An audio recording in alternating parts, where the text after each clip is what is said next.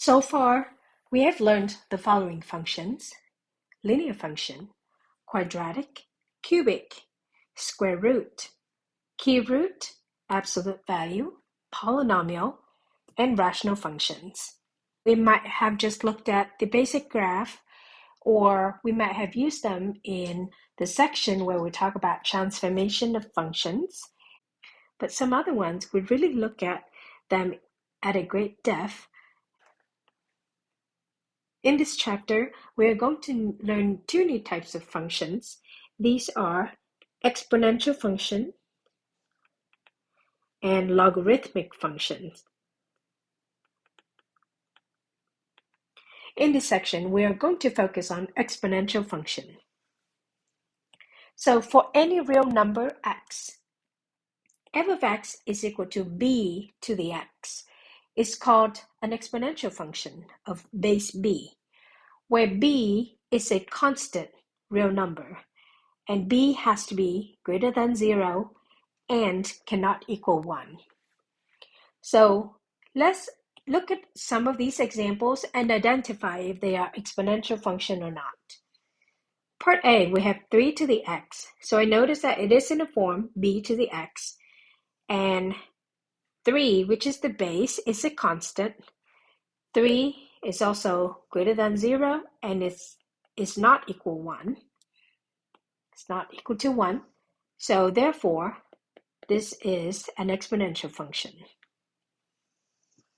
Part B, 1/3 to the x. Again, it is in the form b to the x power, with 1/3 being a constant. 1/3 is greater than 0 and is not 1. So this is still an exponential function. Now the next one, x squared. This one is actually not in the form b to the x power because x, the base, is not a constant. So this is not an exponential function. And then finally, negative 1/3 to the x. Even though it is in the form b to the x, but the base negative 1/3 is less than 0, and we need it to be greater than 0 for it to be an exponential function. So the answer for this one is no as well. Now let's look at the graph of two functions, 2 to the x power and 1/2 to the x power. Notice that the base here is greater than 1, and the base here is between 0 and 1. So 2 to the x. Let's make a table. We'll come up with some x and y values here. Let's say x is negative 2, then we're looking at 2 to the negative 2. That's the same as 1 over 2 squared, and that will give us 1/4. X is equal to negative 1, that's 2 to the negative 1. That's the same as 1/2, so we'll put 1/2 here. X is 0, 2 to the 0 will give us 1. X is 1, 2 to the 1 power gives you 2. And x is 2. 2 squared gives you 4. So let's graph this one. So negative 2, 1/4, that's about here. It's actually right here. Negative 1, 1/2, here. And then we have 0, 1, 1, 2, and 2, 4. Connect, and that gives us the graph of 2 to the x power. Now let's look at 1/2 to the x power. And we're going to pick the same x values. So the first one is 1/2 to the negative 2 power. Now that is the same as 1/2 can be written as 2 to the negative 1, And then here you can multiply the two exponents. -1 times 2 gives you +2. So that's the same as 2 squared. So that will give you 4. Okay, next exponent is to the -1. So 1/2 to the -1. Again, 1/2 can be written as 2 to the -1 power. And to the -1, -1 times -1 is +1. So 2 to the first power gives you 2. And next one is 0. 1/2 to the 0 power, that's going to be 1. And then 1/2 to the first power, we give you 1/2. And then 1/2 to the second power, that's the same as 1/4. I'm going to erase this so we can make room to graph the function. So we have -2, 4. That's going to be here. -1, 2, 0, 1, 1, 1/2, and 2, 1/4. Connect these dots. We have this curve here.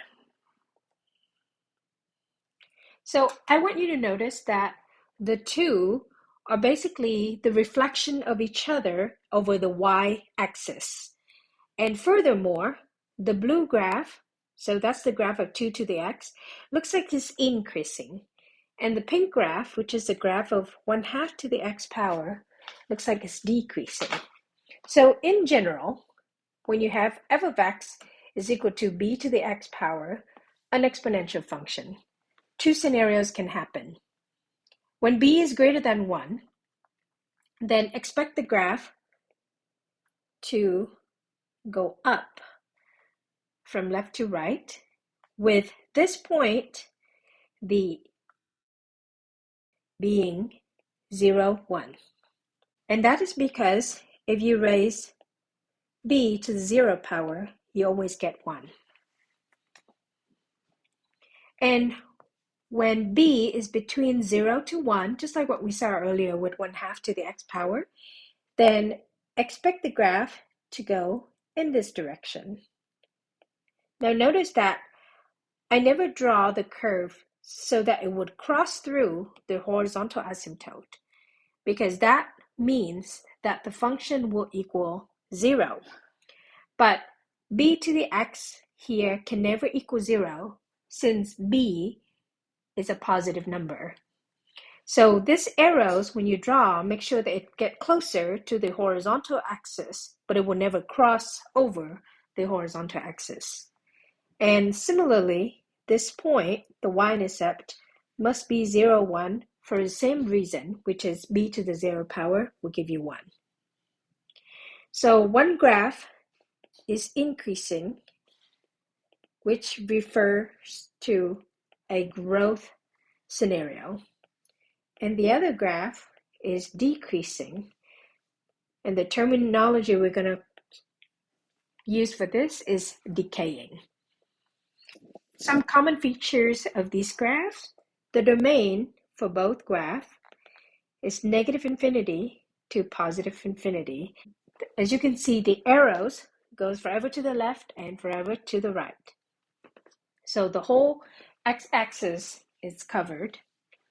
The range, however, so I did mention that the graph will never cross over to the horizontal axis, and therefore the range will only go from 0 to infinity, but it does not include 0. And it's go from 0 to infinity because in both graphs, they're both above the horizontal axis. So they're both positive. The horizontal asymptote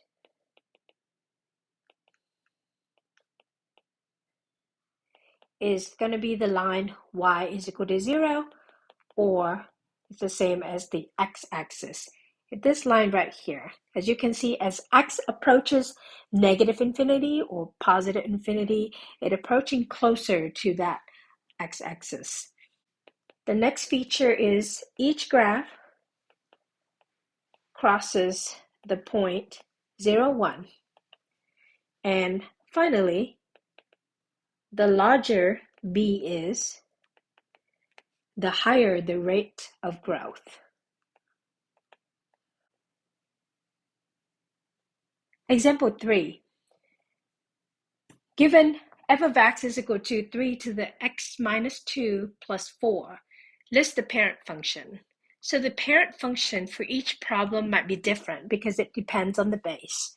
For this problem, the parent function would be the function 3 to the x power. And transformation, so I see that there's a minus 2 directly from x. So that indicates that there is a shift to the right. So it's the graph of 3 to the x minus 2 plus 4 is the graph of, I'm going to say graph of the parent function being shifted right 2 units.